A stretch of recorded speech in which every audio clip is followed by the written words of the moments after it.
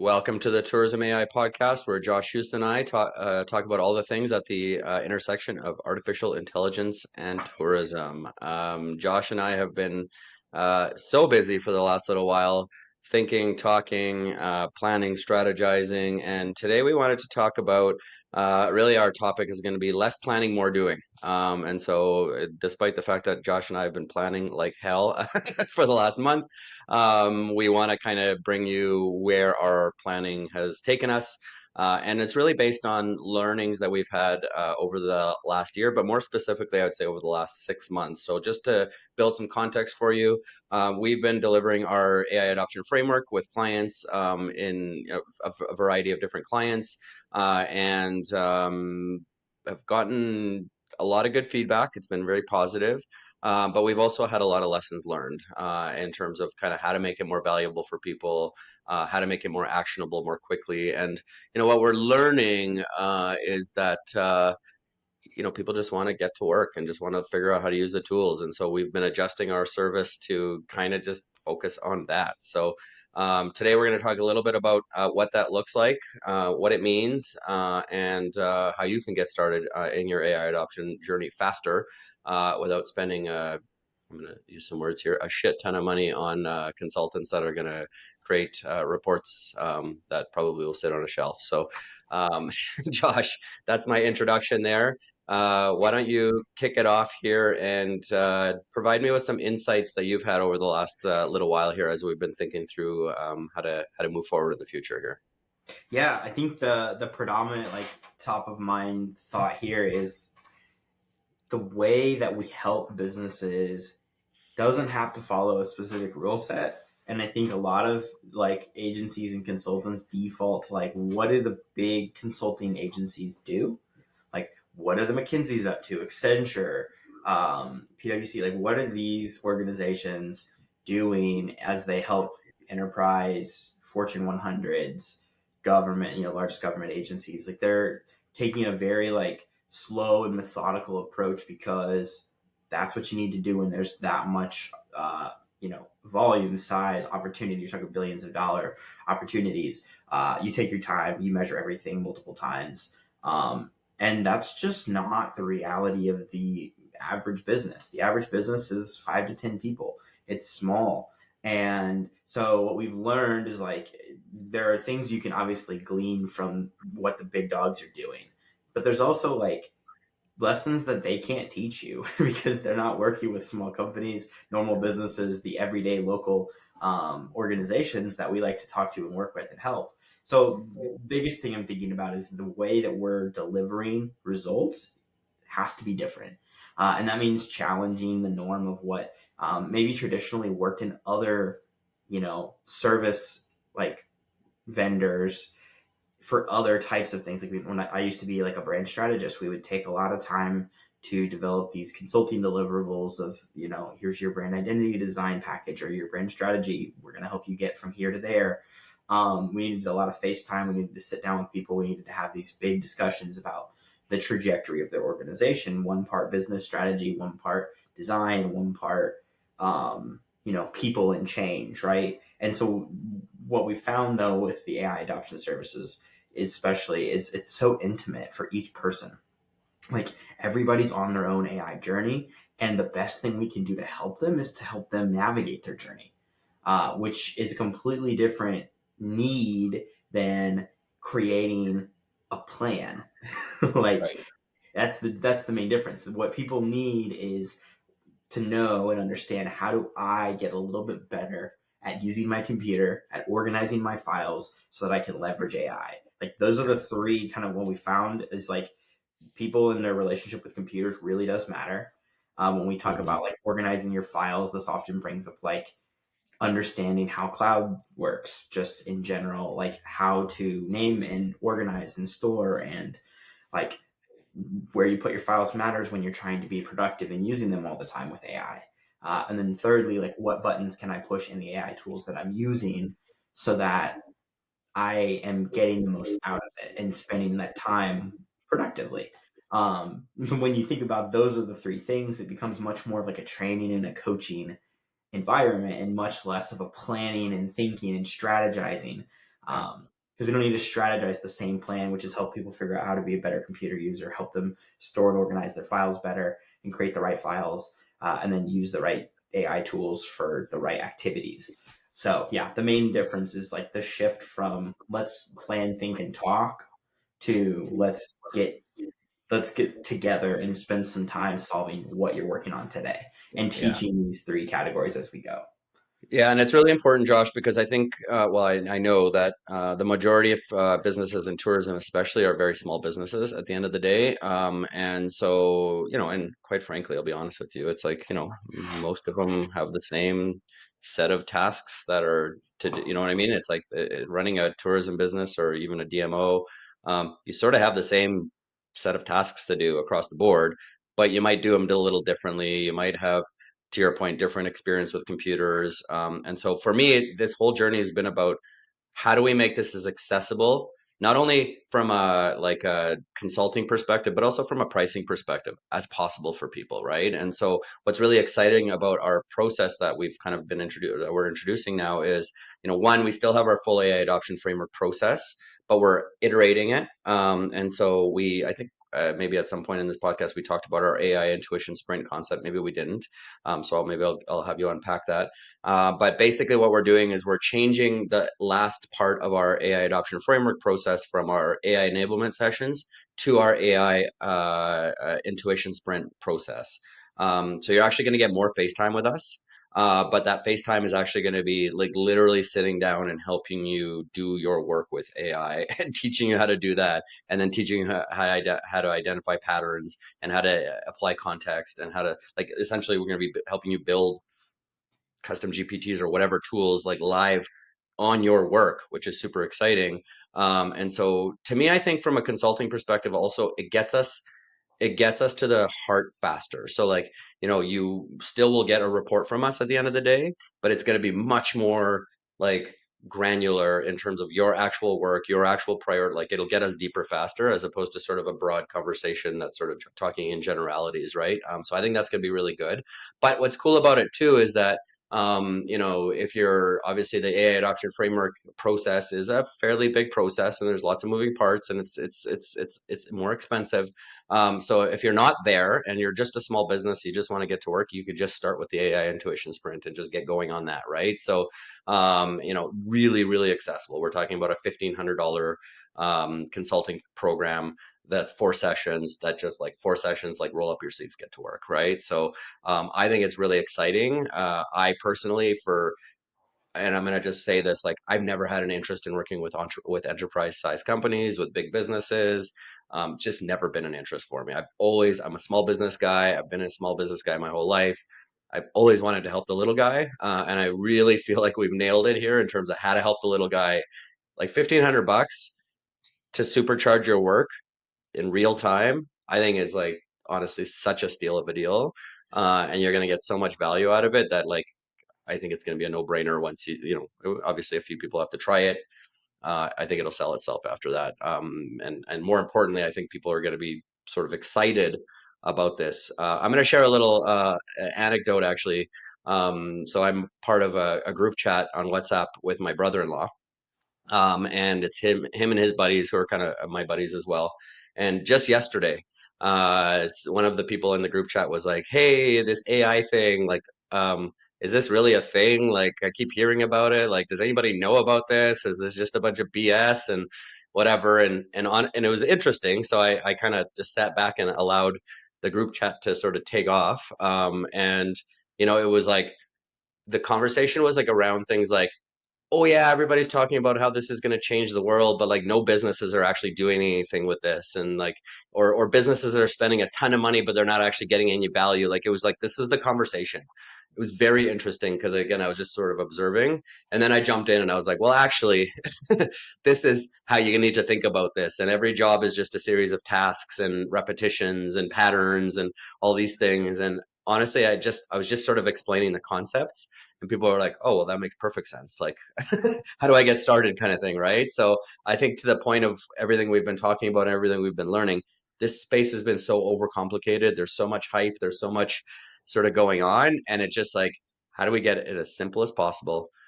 How do we get to work? So On that note, Josh, can you kind of break down the AI intuition sprint just conceptually and then maybe in detail in terms of like, okay, let's just say you decide to just jump in with just that one service. What does that look like? And what is sort of what does it mean for people? Yeah, I think the main thing that we keep hearing from folks when they're at the brink of making a decision on where they start their AI journey. If you're a business leader, you're normally thinking about like how can I help my team, and what can I do for my company. And if you're an individual working in a company, you're thinking about how can I impact my work. Everybody needs to go through their own intuition sprints and the well, I guess their own intuition journey. The reason being is because it helps you understand where AI is at, what it's good at, what it's not good at, how the work you do can actually connect to what AI is good at and what it's not. Um, and there's some mindset stuff we really want to go through with everyone that's like helping them understand that's what we call the success patterns, to balance what are we good at as humans, what is AI good at, so that we can help put the relationship in its right place. You'll never hear us say we're going to use AI to automate this or that. That's not what intuition is about. It's about developing a skill set, and that takes time. And we talk about collaborating with AI because we find the tasks that it's good at that we might take longer to do or we might not have as much skill in, and leveraging it for those things. So it's kind of first assessing, what percentage of your work should you really be thinking about AI can help me with. Then we're moving forward and saying, well, here are the success patterns that we do know. And then when we combine that with what you're doing at work, then we can find all of the tasks that we could apply your collaboration with AI to get done better and faster. So I say all of that. We take about a month in the intuition sprint to cover what are the success patterns we've learned over the past 2 years of doing research. What are the things like the buttons you can click inside of tools like ChatGPT now to get the most value. And then we think about how to organize your files in a way that makes it really come together. Because like getting as much value as we can from ChatGPT and tools like it relies on you being able to give it context about what you're up to and who you're working on behalf of. So when we talk about all of those things combined, it's a month of building context brief files. It's a month of creating and organizing projects in your ChatGPT account or custom GPTs, depending on what's better for your use. And it's figuring out different tactics you can use to build those context briefs faster. So we've kept it to this really tight, like basically package of deliverables that's all centered around getting you the resources you need in your organized workflow, which is a lot of buzzwords, but like how do you save the files in your documents and how quickly can you access them is a big factor for you saving time with AI. And we know there's a lot of people who don't have the most, advanced relationship with using computers. So we want to factor that in wherever you're at. We'll meet you where you're at. And that's why we like these sessions versus what we call enablement sessions have just been helping us understand as much as we can about your work. Not necessarily doing the work together, but talking about it and planning and organizing how you do it so that we can then brainstorm. But we found that approach is like still sitting back and planning and not just getting to it. So the difference with intuition sprints is it's not based off of assessments. It's not based off of extra, it doesn't have to be dependent on you having completed all this extra training to prerequisite. It's simply getting together, finding the work that you're up to, and figuring out where you can put AI into the mix. The ultimate goal as you develop your AI intuition is that you're using the tools more frequently. We like to see people using them every day, saving time every day. And the way we measure those results is very simple. Are you doing your work better, faster, and with less energy for you? Yeah. Those are the three objectives we measure, and it's really easy for any task to determine, you know, what's the quality standard for this, like what determines this is good or bad. It's really easy to measure how long this is currently taking versus how long it could take if we implement or change the way we work a little bit. And then three, like the energy that it takes to get something done relates to how much you can get done overall and how quickly those things can happen. If you burn Yeah. out on a nasty email that you have to write and you don't, use AI to do that, you're going to spend all of that energy just trying to find the right balance of words so that you can be professional in that nasty email, right? Like that's just reality in work. Sometimes you have to write these complicated, hairy emails. And this is just the example, but like if you don't have to spend the 2 hours like beating up that idea and spending all this mental load and venting about it, like that's where the energy savings come from personally, because you're not burning yourself out and then frying the rest of the day worth of like getting anything done. So Yeah. And I want to maybe unpack a little bit of what you said there, a couple points. So first of all, what AI is good at and what people are good at. yeah, So there's a lot of misinformation out there. There's a lot of noise out there.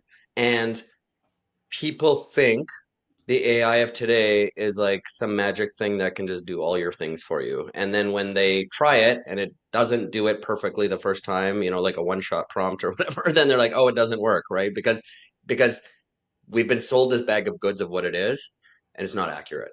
That's not to say it's not valuable or not useful. And so I think to me this is a way to break through the noise. And to your point of is like just because it can do like a one-shot prompt to like do your entire job for you, like it's been sort of like promised out there, doesn't mean it's not a valuable tool. So let's show you, to your point, like, hey, this can be 10% faster. That could be 30% faster. This could be, right? 10% here, 30% there. That really adds up fast, right? And I was actually listening to a podcast yesterday. They were talking about just conservative numbers. So imagine every single person in your organization is just 10% more efficient because of they're better at using AI, right? Um, let's just take a 40-hour work week. That's 4 hours a week, right? That's 16 hours a month. And then, right, if you have 10 people, like that adds up really, really fast. And so it's like those little incremental additions have a huge impact on your business, on your bottom line, right? And right. then, the other piece to me that's important in this is that like the AI, this our next podcast we should talk about this, but there's a lot of noise around like super intelligence and AGI. There's like the AI space is changing very quickly. I feel like there's been some breakthroughs in the AI space, and so the quicker people figure this out now, and like figure out how to like implement it and put it into their work into their day-to-day workflows, the more prepared they're going to be for when things accelerate and get better and when it gets really good at it, right? So like I don't want to be talking about that because it's not there yet, but it's feels like things are coming. But you got to be ready today with understanding the tools of today so that you can be ready for the tools of tomorrow, right? Exactly. um yeah, and then I think also just, finally, the more comfortable you get with using these tools today, the more that's going to, I think, increase your curiosity and have you then more paying attention to what's going on out there, right? So like, for example, OpenAI introduced just 2 days ago or yesterday, I can't even remember the date, the ability to like schedule tasks, right? It's like, okay, like I'm in there, I'm a ChatGPT user, and I'm like, okay, now it's like, oh man, like what can I do with this, right? But like if you're not in there using it every day, you're not going to be in a place where you're going to be able to like quickly jump on that and figure it out. And it's like that's a huge opportunity, I think. Yeah. But if it's like one of these things where it's like, oh, I'm waiting for 3 months to get my strategy, and then maybe 2 months later I'll finally get to work on this. It's like where you've kind of like this thing's gonna pass you, right? Yeah. So yeah, it's like as quickly as possible, getting you comfortable with the tools, using it every day, and then building that intuition. That's why we call it an intuition sprint, because you're gonna need that intuition as these tools kind of keep developing and keep changing, and right. So Yeah. And it's, I think, worth noting the like overall value of getting organized this way now is what we believe will segue perfectly into the future that's coming. And we talk about, we try to avoid talking to, especially with quick wins as a concept, we don't talk about agents and automations and other tech stuff because those are different. Like, I think they have a place in every business in the future. But the principle that's most important right now is that people understand how their work is changing. They understand what parts of their work AI can help with. They understand how to get organized in a way that they can actually collaborate with the AI. So when the AI has more capabilities, like what you mentioned with ChatGPT tasks, super exciting. You can say, hey, ChatGPT, remind me tomorrow morning to check my calendar. That's what you can say right now. And it won't actually check your calendar for you because it's not connected to your calendar yet. Will they allow that? Probably. They'll probably connect, to the ecosystem of your iPhone. So when you say that, it's actually just Siri who can already do that for you, right? So these concepts of like, well, is it better that AI does it for you, or is it better that there's already a tool that does that? Is something we want people to be thinking about, because if it's a matter of like ChatGPT checking my calendar for the day and letting me know what's going on, and that might happen this year from an AI perspective. That's cool. But I can talk to my phone this morning and ask it, and it can go look at my calendar with Siri and tell me that. So we want people to understand like these things because it helps burst their hype bubble. Like there's a lot of hype around like AI can do this, AI can do that, and we want people to have like a very balanced, even keel perspective on what is AI in its relationship to them. So we're teaching these principles, which helps with when we talk about like change management instead of like sitting back and doing like a very formalized, professional led change management approach. It's helping people develop principles and helping people understand things for themselves so that they can use their judgment and cut through the noise that way. Because it's impossible to keep up with all of that, all of the noise that's happening. There's, all this PR, there's all this marketing, there's all of these promises that are being made by new tech startups and investors in those startups. And they have a vested interest in us believing them and all of the hype. But when it comes down to like day to day practical, business is not gonna. We're not gonna have 1,000 apps that we sign you up for. That's just not Hmm. practical. We're not gonna, Hmm. have an AI for every little detail in your job. That's not what it's supposed to be. It's helping you figure out what's your comfort level with these tools, how much trust can you build with it, and that leads to how much you can get done together. Um, because some jobs there's a ton that you can do together, and others there's like, hey, we have a couple of things we can do, and this will save a little bit of time. Yeah. But those savings, by and large, are going to be rolled into like creating business value when you get there and you actually use the tool day after day. Like the exponential growth you get from the productivity boost of say 10 to 20% on your own accord, it stacks up when you have a consistent way of going about this and a recurring sort of pattern of work that's changed Yeah. to you. And I'm gonna jump in, Josh, also and say, because for me, in my mindset, what's changed around this concept is I think when we were doing the AI adoption framework, in my mind, it's like, okay, we're gonna talk to your whole team. We're gonna find out, obviously, there's some low-hanging fruit in areas where we can, where AI can help you today or whatever quickly. But to me, it's always been about like, oh, how can AI streamline your processes across your organization and all these kinds of things and this type of thing, right? Whereas with this approach, it's like, okay, let's teach individuals or small teams how to like use AI to help them with their specific tasks and their specific jobs. I actually think that will lead to people individually figuring out how to use AI to improve their processes. And that's the goal, right? Like as again, as opposed to us as a consultant spending 3 months with you to sort of figure out, okay, you can automate this, you could do that. Here's little tweaks to your process. It's like actually as a team, you guys, you can like really like you can accelerate your sort of process automation, and that's not really the right word, but like sort of like, you know what I mean? Like how to like AIify your processes much more quickly if you kind of build this sort of like really deep understanding about how to use AI for like individual tasks. Like, because again, it sort of creates these aha moments for you, right? So I actually sort of like think it flips that concept on its head. And obviously we could still be in there to help you with your standard operating procedures. Like that's another service that we offer, or sort of the I guess the progression of services, from Yeah. okay, everybody's got their AI intuition locked down, everybody's really efficient at their own jobs. Now how do we sort of scale this across the team? But like I think we need to get people individually there before we can kind of think about the team scale adopt like scaling kind of thing, right?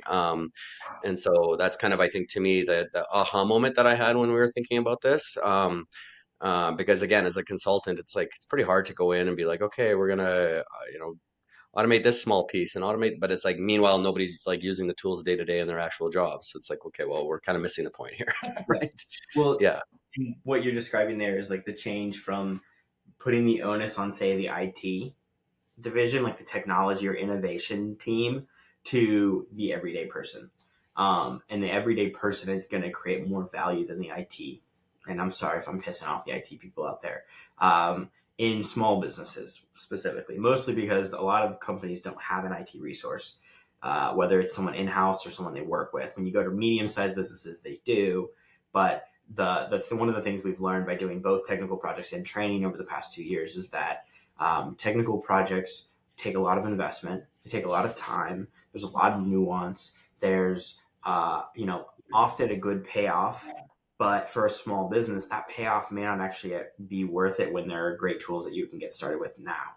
So we want to make sure that people are also taking the right level of accountability, business owners, and leaders to focus on what actually matters, and what actually matters is changing how their team works, changing how they approach things. And that takes leadership support and guidance. Like leaders need to lead by example, which is why we often will start our engagements and our intuition sprints with the leadership so Yeah. that they can understand what is AI to them, because there's practical use cases in their work too. This isn't, a program. It'd be like a leadership team deciding that their team should be better shape, and therefore everybody needs to go to the gym. And if the leadership team decided this is the best way to move forward so that everybody can be healthier, they can have better mental space, just whatever the logic and reasoning in this hypothetical scenario is, but then chose not to go themselves, it doesn't that doesn't show that you believe in what you're making everybody do. So we start with leadership for AI intuition because it is a skill set that we can equate to like building muscles. You can work out those muscles on a regular basis on your own for your own purposes and your own benefit, and then you can become a believer in a preacher or a mission Yeah. to someone else. And that's really like how we've seen, especially when we look at quick wins, things start to spread naturally. When you get to see that your work buddy is now doing it this way and using these files and organizing them in a project folder in ChatGPT, and you find 3 or 4 things in your work that are just like that, Yes. you can naturally start to change the way. And so when we work with folks, we don't just work in isolation. We try to help them spread the good news. Hey, I figured out this. I could do this now.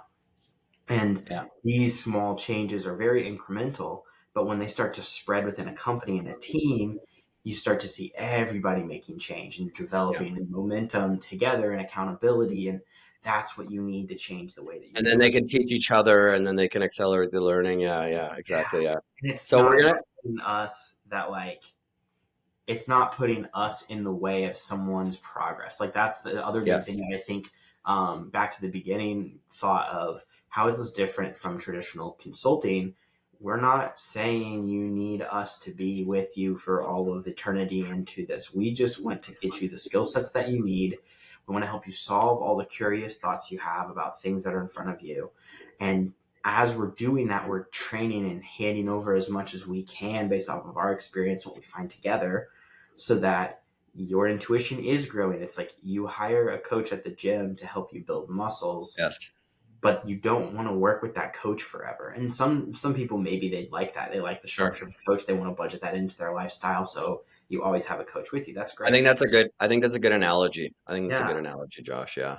It's that simple. And like you learn what you need to learn so that you can, in the gym context, you might hire a coach for the first few months because you really want to figure out what routines you should be doing, how to use all the machines, how to use the equipment, How to and do what it safely. focus How to on. do it safely, so you don't hurt yourself, right? Like, yeah. Yeah. So the analogy stands really well for thinking about this. Thinking about like what do you need as a leader to furnish for your team? Is like you need that coaching for your staff so that they know how to do things the right way. They know what things to avoid trying to do anyways because it may not be a good use of time.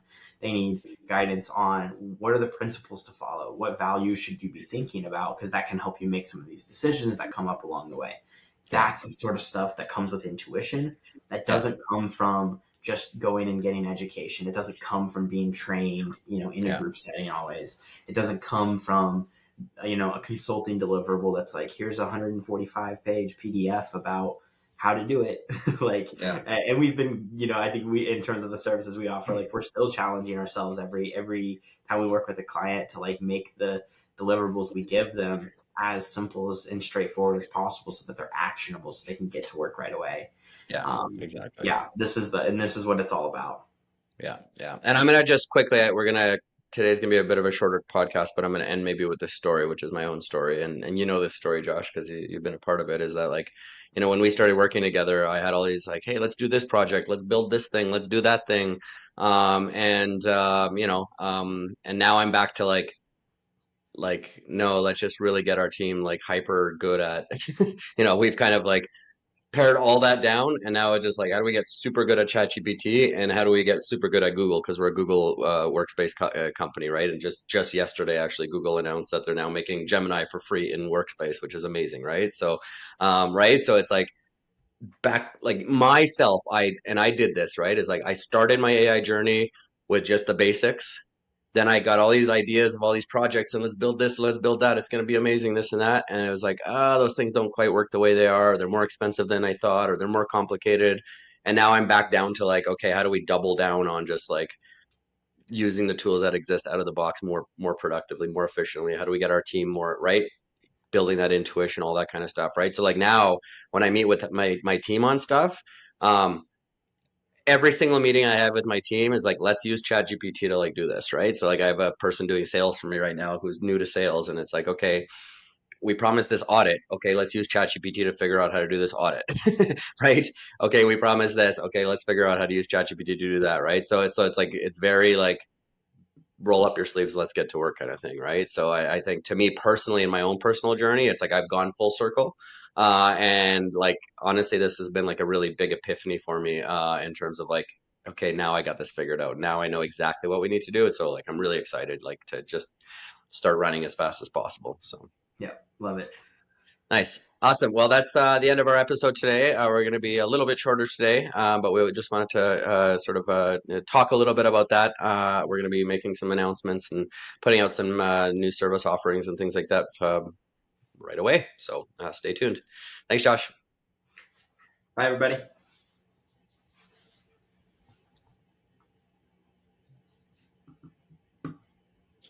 Sorry, I didn't know where to stop.